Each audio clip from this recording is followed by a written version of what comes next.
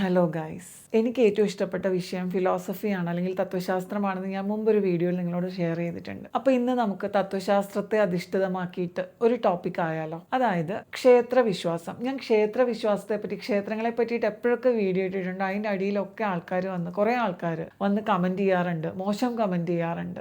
പണ്ടൊക്കെ നമ്മൾ ചെറുപ്പത്തിൽ ഇങ്ങനെ ഞാൻ പഠിക്കണ സമയത്തൊക്കെ അമ്പലത്തിൽ പോവുക, പ്രാർത്ഥിക്കുക എന്നൊക്കെ പറയുന്നത് ഭയങ്കര ഒരു പോസിറ്റീവ് ശീലമായിട്ടാണ് കണ്ടിരുന്നത് ആൾക്കാർ. പക്ഷേ ഈ കാലഘട്ടത്തിൽ പലരും അതിനെ ഒരു നെഗറ്റിവിസമായിട്ടാണ് കാണുന്നത്. അത് നമ്മുടെ കാലഘട്ടത്തിന്റെ പ്രത്യേകതയാണത്. ആൾക്കാർ കൂടുതൽ മതത്തെ പറ്റി ബേജാറാവുകയാണ്, അല്ലെങ്കിൽ ആൾക്കാർ കൂടുതൽ മതത്തെ പറ്റി കൺസേൺഡ് ആവുകയാണ്. ക്ഷേത്രവിശ്വാസം എന്ന് പറയുന്നതൊന്നും മതപരമായ കാര്യങ്ങളല്ല എന്നാണ് എൻ്റെ ഒരു പക്ഷം. അത് ഭക്തിയുമായി ബന്ധപ്പെട്ട കാര്യങ്ങളാണ്. ഭക്തി എന്ന് പറഞ്ഞാൽ വളരെ വൈകാരികമായ ഒരു വിഷയമാണ്. നേരെ മറിച്ച് മതം എന്ന് പറഞ്ഞാൽ പൊളിറ്റിക്കൽ ആയിട്ടുള്ള ഒരു വിഷയമാണ്. ഭക്തി പോലെ ഇമോഷണൽ ആയിട്ടുള്ള ഒരു കാര്യവും മതം പോലെ പൊളിറ്റിക്കൽ ആയിട്ടുള്ള ഒരു കാര്യവും തമ്മിൽ അജഗജാന്തരമുണ്ടെന്നാണ് എൻ്റെ ഒരു അഭിപ്രായം. ഇത് പലരും ആൾക്കാർ അങ്ങോട്ടും ഇങ്ങോട്ടും കൂട്ടിക്കലർത്തുന്നതുകൊണ്ടാണ്.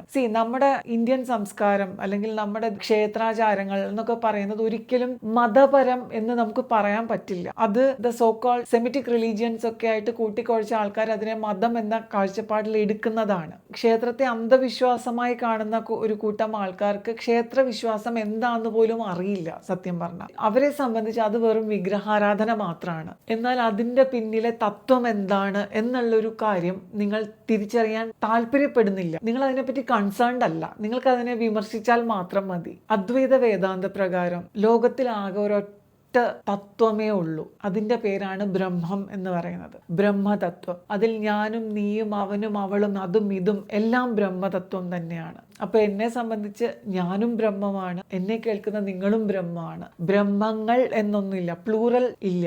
അതിൽ സിംഗുലർ മാത്രമേ ഉള്ളൂ, അതായത് ഏകത്വം മാത്രമേ ഉള്ളൂ. നാനാത്വത്തിൽ ഏകത്വം എന്നൊക്കെ പറയില്ലേ, അതായത് യൂണിറ്റി ഇൻ ഡൈവേഴ്സിറ്റി എന്ന് പറയുന്നതിലെ ആ യൂണിറ്റി അല്ലെങ്കിൽ ഒന്ന് എന്ന ഒരു ഏകത്വം എന്നൊരു ഫാക്ടറിനെയാണ് ബ്രഹ്മം എന്ന് പറയുന്നത്.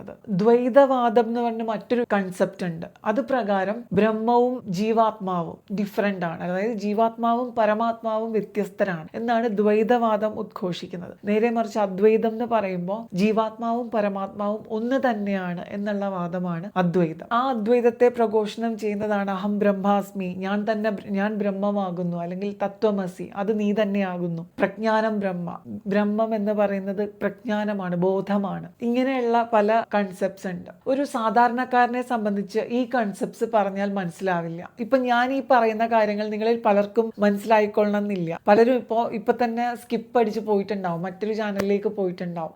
ഇതിൽ താല്പര്യമുള്ളവർ മാത്രമായിരിക്കും ഇപ്പോഴും കണ്ടുകൊണ്ടിരിക്കുന്നത്. ഇപ്പോഴും നിങ്ങളിത് കണ്ടുകൊണ്ടിരിക്കുന്നുണ്ടെങ്കിൽ ഉറപ്പായിട്ടും you are in the track. ബ്രഹ്മവുമായി താതാത്മ്യം പ്രാപിക്കുക, ബ്രഹ്മമായി മാറുക എന്നുള്ളതാണ് ഓരോ മനുഷ്യന്റെയും ജന്മലക്ഷ്യം എന്ന് പറയുന്നത്. ആ ജന്മലക്ഷ്യത്തിന് പറയുന്ന പേരാണ് മോക്ഷം. മോക്ഷം അറ്റൈൻ ചെയ്താൽ നമ്മൾ the circle of birth and ഡെത്തിൽ നിന്ന് നമ്മൾ മോചനം നേടുന്നു എന്നാണ് ആ മോക്ഷം എന്ന പദത്തിന്റെ അർത്ഥം. മോക്ഷം ആണ് നമ്മുടെ ഇന്ത്യൻ ധർമ്മപ്രകാരം അല്ലെങ്കിൽ ഇന്ത്യൻ തത്വചിന്ത പ്രകാരം ഏറ്റവും പരമമായ ലക്ഷ്യം എന്ന് പറയുന്നത്. അപ്പം മോക്ഷം അറ്റൈൻ ചെയ്യാൻ പല മാർഗങ്ങളുണ്ട്. ഇപ്പൊ ഭഗവത്ഗീതയിൽ പറയുന്നത് 4 മാർഗങ്ങളാണ്: ഭക്തിയോഗം, ജ്ഞാനയോഗം, കർമ്മയോഗം, രാജയോഗം. ഇതിൽ ഭക്തിയോഗമാണ് ഏറ്റവും സിംപ്ലസ്റ്റ് ആയിട്ടുള്ളതും ഈ കാലഘട്ടത്തിൽ ഏറ്റവും നമുക്ക് പ്രാക്ടീസ് ചെയ്യാൻ ഏറ്റവും എളുപ്പമായിട്ടുള്ളതും. ആ ഭക്തിയോഗത്തിന്റെ പ്രഥമ സ്റ്റേജ് ആണ്, അല്ലെങ്കിൽ ആദ്യത്തെ പടവാണ് ക്ഷേത്രാരാധന എന്ന് പറയുന്നത്. അപ്പൊ ക്ഷേത്രാരാധന എന്ന് പറയുമ്പോൾ തത്വശാസ്ത്രങ്ങളെ പറ്റിയിട്ടോ ബ്രഹ്മത്തെ പറ്റിയിട്ടോ ഒന്നും അറിവില്ലാത്ത ഒരു വ്യക്തിക്ക് ഒരു കാര്യത്തിൽ മാത്രം ഫോക്കസ് ചെയ്ത്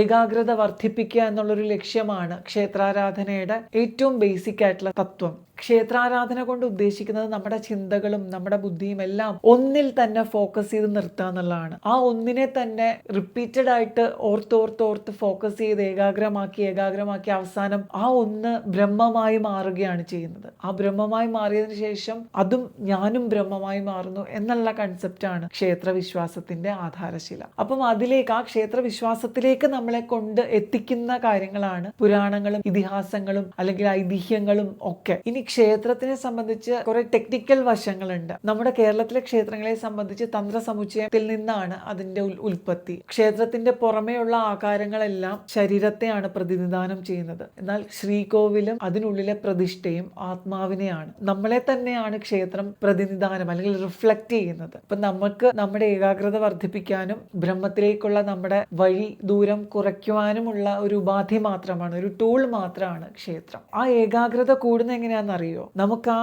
മൂർത്തിയുമായി അല്ലെങ്കിൽ അതിലുള്ള ഡയറ്റിയുമായിട്ടുള്ള നമ്മുടെ ആത്മബന്ധം കൂടും. ഇപ്പൊ ഞാൻ ഗുരുവായൂരപ്പനെ എൻ്റെ കാമുകനായിട്ടോ എൻ്റെ ജ്യേഷ്ഠനായിട്ടോ എൻ്റെ കൂട്ടുകാരനായിട്ടോ എൻ്റെ കുട്ടിയായിട്ടോ ഒക്കെ സങ്കല്പിച്ചിട്ടായിരിക്കും ആരാധിക്കുന്നത്. അപ്പൊ ആ കുട്ടിയോടുള്ള ആ ഒരു സ്നേഹം അല്ലെങ്കിൽ ആ കാമുകനോടുള്ള സ്നേഹം ഒക്കെ ഇങ്ങനെ കൂടിക്കൂടി ഒരാളിലേക്ക് തന്നെ ഒതുങ്ങി ഇങ്ങനെ അയാളിൽ മാത്രം നമ്മുടെ ലോകം ചുരുങ്ങും. അത് ഈശ്വരനാണ് എന്നുള്ള ഒരു ഗ്രേറ്റ്നെസ്സിലേക്ക് നമ്മൾ ഉയർത്തപ്പെടുകയാണ് ചെയ്യുന്നത്. നമ്മുടെ ആ ഒരു താഴ്ന്ന തലത്തിൽ നിന്ന് നമ്മൾ മുകളിലേക്ക് ഉയരുകയാണ് ചെയ്യുന്നത്. ഇത് നമ്മുടെ സത്വബലത്തെ, നമ്മളിലെ സാത്വികമായിട്ടുള്ള ഭാവങ്ങളെ ഉണർത്തും. അങ്ങനെ നമുക്ക് കുറച്ചുകൂടെ ക്രിയേറ്റീവ് ആവാൻ പറ്റും. നമ്മുടെ ലൈഫ് കുറച്ചുകൂടെ പീസ്ഫുൾ ആവും. ഇതൊക്കെയാണ് ബേസിക്കലി ക്ഷേത്രാചാരങ്ങളും ക്ഷേത്ര ആരാധനയുടെയും മൂലസിദ്ധാന്തം. ഇതൊന്നും അറിയാതെ ഇത് വിഗ്രഹാരാധന, അത് തെറ്റ്, അത് ശരി എന്നൊക്കെ പറഞ്ഞിരിക്കുന്ന വിഡ്ഢികളെ എനിക്കൊന്നും പറഞ്ഞ് മനസ്സിലാക്കാൻ പറ്റില്ല. നിങ്ങൾ ഇത് വല്ലതും കേൾക്കുന്നുണ്ടെങ്കിൽ റിപ്പീറ്റഡ് ആയിട്ട് കേൾക്കുക. ഇതൊക്കെ കേട്ട് നിങ്ങളുടെ മനസ്സിൽ എന്തെങ്കിലും പതിയും. ഞാൻ ആയുർവേദം പഠിക്കാൻ കോളേജിൽ പോകുമ്പോൾ ആദ്യം ഈ വാദം പിത്തം കഫം എന്നൊക്കെ കേൾക്കുമ്പോൾ എനിക്ക് ഒന്നും മനസ്സിലാവില്ലായിരുന്നു. അത് വർഷങ്ങളോളം